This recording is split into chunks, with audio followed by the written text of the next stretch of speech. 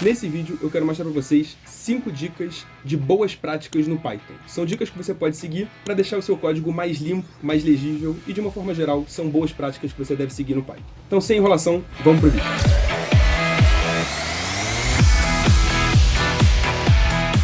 A primeira dica que eu quero mostrar para vocês é a seguinte: quebre o seu programa em funções pequenas. Ao invés de ter toda a lógica do seu programa jogada em um único arquivo aqui, sem nenhuma função, do jeito que está aqui nesse primeiro exemplo, vamos separar a lógica do nosso programa em pequenas etapas, tá? Então, vou explicar um pouquinho desse código aqui, o que a gente está vendo. Então, esse programa aqui que eu estou mostrando, ele tem basicamente 3 etapas. Então, nessa primeira parte aqui, a gente vai coletar alguns dados da internet. Nesse segundo bloco aqui, a gente vai fazer um tratamento dos dados, a gente vai limpar os dados. E nessa última etapa aqui, esse último bloco, a gente está criando um gráfico a partir desses dados. Então, vamos justamente separar o nosso código em 3 funções. Vamos criar uma função para ser responsável por cada etapazinha do nosso problema. Assim, né, cada função vai ser mais fácil da gente lidar com a lógica, criar uma funçãozinha para cada etapa do nosso problema, as coisas vão estar mais separadas, e se no futuro eu precisar reutilizar uma dessas funções, né, se eu precisar refazer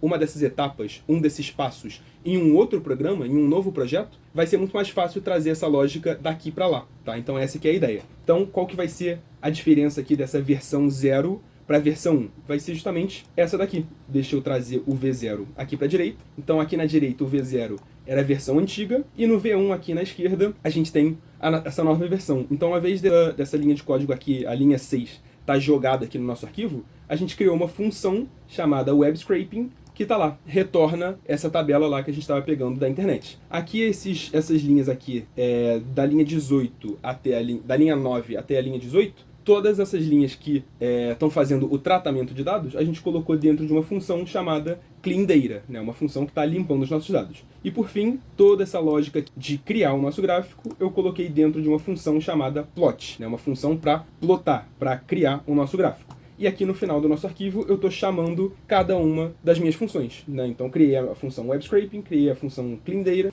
criei a função plot, e no final do meu programa eu estou fazendo a chamada de cada uma dessas funções. O que leva a gente para o passo 2. O passo 2 é justamente juntar a chamada dessas funções aqui em uma função principal. Isso é bem interessante você colocar nos seus códigos também. Criar uma função principal que vai ser responsável pela chamada das outras funções. Então eu tenho essas funçõezinhas menores, que são responsáveis por cada etapa do meu programa, e eu vou ter uma função principal que vai chamar cada uma dessas funções. Então como é que vai ficar a versão 2? Né? Eu vou passar essa versão 1 aqui para a direita, e a versão 2, que sobrou aqui no lado esquerdo, essa aqui que foi a modificação. Agora a gente criou uma função chamada main, que é responsável por chamar a função web scraping, cleanData e plot. E aqui no final do meu programa eu simplesmente chamo a minha função main. E tem mais uma etapa que a gente pode melhorar um pouquinho ainda mais, que é a nossa dica 3, que é colocar essa chamada aqui da função principal dentro de um if especial. Então você já tem um esbarrado nessa linha de código, que é meio misteriosa, é meio esquisita, mas vocês já vão entender o que ela faz. Agora aqui na nossa versão 3, eu coloquei a chamada da nossa função main dentro desse if aqui. If name igual a main. Então, primeiro de tudo, o que é essa condição aqui? O que essa linha está fazendo? E é o seguinte: quando você roda o seu programa diretamente, se eu pegar esse arquivo aqui, se eu rodar diretamente esse arquivo V3 aqui que está aberto, essa variável especial name, com 2 underlines aqui, a variável underline name, underline, underline, ela vai ter um nome especial, ela vai valer main, tá? Então se você roda um arquivo diretamente, essa variável name vai se chamar main. Então qual que é o efeito prático aqui? O que isso faz? O que isso realiza? Essa função main só vai ser chamada se eu estiver rodando esse arquivo diretamente. Isso é uma questão boa de organização, justamente para aquilo que eu estava comentando. Imagina se no futuro eu vou criar um outro programa que eu também vou criar um gráfico top 10. Então eu posso reutilizar essa função. Eu tenho uma função que pega a tabela, né, que vai receber um data frame e vai criar um gráfico com as 10 primeiras posições. Vai criar um gráfico de barras mostrando ali o top 10. Eu posso no futuro reutilizar essa mesma função com outros dados, em um outro programa. Então seria interessante eu aproveitar essa função que já está pronta. Eu, num novo código, eu vou importar essa função e eu vou usar essa função lá dentro. Por isso que é interessante eu ter isso aqui, Porque se eu tivesse na mesma versão 1 aqui, por exemplo, imagina que eu estou olhando aqui para essa versão 1 e eu quero importar essa função plot em um outro programa. No momento em que eu importar esse arquivo aqui lá no meu outro programa, no meu novo programa, essas 3 linhas de código aqui, elas vão ser executadas no momento que eu importar. E vai ter um efeito que eu não quero. Só no meu outro programa, no meu novo programa, no momento de eu importar, eu vou estar executando esse código aqui inteiro. E não é o que eu quero. Eu só quero executar esse código aqui que está escrito nesse arquivo se eu estiver rodando esse arquivo diretamente. E é isso que aquela condição lá, if name igual a main faz. Então deixa eu voltar aqui, abrir a minha versão 3, colocar aqui do lado, abrir a minha versão 4, deixar aqui do lado também preparado, e é isso que a nossa versão 3 faz. Eu só vou executar esse código main aqui se eu estiver rodando esse arquivo diretamente, tá? E aí se eu quiser importar as minhas funções em outro arquivo, eu tô seguro, não tem problema, não vai ter nenhum comportamento inesperado. Então, basicamente isso. Então vamos lá para a próxima dica, dica 4 agora. Então, qual que é a nossa próxima dica? Eu vou arrastar aqui a minha versão 3 pro lado. Outra coisa que a gente pode melhorar aqui no nosso programa é type hinting. É a gente indicar para o nosso VS Code, para o nosso Python, qual que é o tipo de dado de algumas variáveis, né? Qual que é o tipo de dado que deve entrar e sair de algumas funções. Isso é útil até para o seu próprio VS Code entender melhor algumas coisas. E se liga nesse exemplo aqui que eu vou mostrar. Aqui na função plot, repara que se eu passar o mouse aqui com o meu VS Code em cima desse title, por exemplo, ou desse AX, repara que ele não entendeu qual que é o tipo do objeto desse AX. Ele não sabe que tipo de objeto é esse. E se ele não sabe qual é o tipo desse objeto, ele não sabe qual que é o tipo das funcionalidades. Então repara que esse setTitle, o setXLabel, setYLabel, eles estão todos em branco. E se eu passar o meu mouse aqui, o meu VS Code ele não consegue me ajudar. Ele não me dá informações de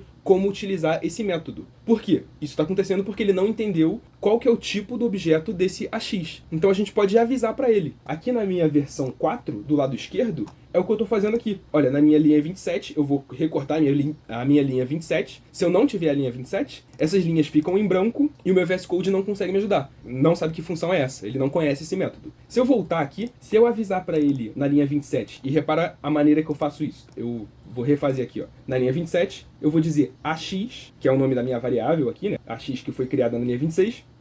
AX, 2 pontos, e eu vou dizer qual que é o objeto desse variável, né? Qual que é o objeto sendo guardado dentro dessa variável, que vai ser plt.access. Pronto. Quando eu faço isso, repara que esses métodos aqui na sequência ficarão todos verdinhos. E se eu passar o mouse aqui agora, eu tenho a documentação. O próprio VS Code me dá a documentação, me ajuda a entender como é que utiliza esse método. Então é uma dica muito boa. Sempre que o seu VS Code não estiver identificando, não estiver entendendo o tipo de algum dado, você mesmo avisa para ele. Bota aqui, ó, AX, 2 pontos, e qual objeto que você está utilizando, e o seu VS Code vai conseguir te ajudar a trazer a documentação desse objeto. E eu estou fazendo isso em outros lugares aqui também, tá? Então só para comentar rapidinho, eu estou fazendo isso aqui, ó.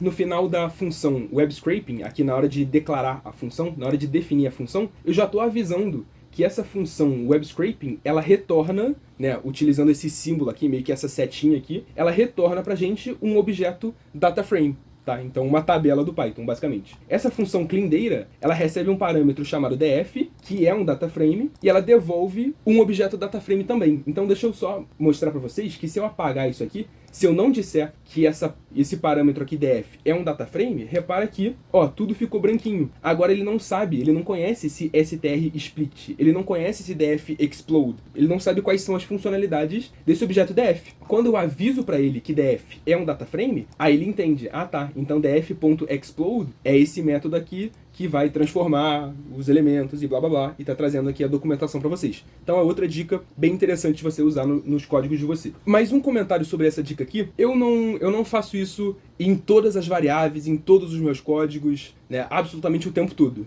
Eu gosto de usar isso justamente nesses momentos aqui, em que o VS Code não entendeu em um primeiro momento qual que é o objeto que eu estou utilizando, e aí ele para de me ajudar. Nesses momentos que eu gosto de usar aqui o type hinting para o meu VS Code me ajudar um pouquinho mais, tá? Então só esse detalhe aí. E a última dica que eu quero passar para vocês é essa dica aqui que eu já estou utilizando na linha 34. que é de list comprehension, tá? Então, list comprehension é uma maneira que você tem, é uma maneira sucinta que você tem, em apenas uma linha, criar uma lista com vários objetos lá dentro. Então, nesse caso aqui, o que eu estou criando? Eu estou criando uma lista com vários rótulos, tá? É só o textozinho que vai aparecer em cima de cada barrinha do meu gráfico para dizer o valor exato daquela barrinha, tá? Então é basicamente isso. E aí a maneira que eu estou criando essa lista com esses textos é uma maneira bem dinâmica, é uma maneira bem pythônica, é uma maneira bem eficiente de fazer isso. Em apenas uma linha, estou criando uma lista com vários elementos lá dentro. Eu não vou explicar muito sobre o List Comprehension, de como criar, de como substituir o seu for tradicional por um List Comprehension, porque a gente já tem um vídeo sobre isso. Daqui a pouco ele vai estar aparecendo aqui em algum lugar, né? No final do vídeo, eu vou deixar esse outro vídeo do List Comprehension indicado aqui em algum lugar da tela. Então, se você tiver interesse em aprender mais a fundo sobre como utilizar essa última dica, vai aqui, continua assistindo aqui no nosso canal esse próximo vídeo, que você vai entender direitinho, bem a fundo, detalhadamente como que funciona List Comprehension. Então essas foram as 5 dicas que eu queria passar para vocês hoje. Espero que vocês tenham gostado. Deixem aqui sugestões dos próximos vídeos que a gente pode produzir aqui nos comentários. A gente vai estar sempre lendo, sempre prestando atenção. Eu vou ficando por aqui e até mais.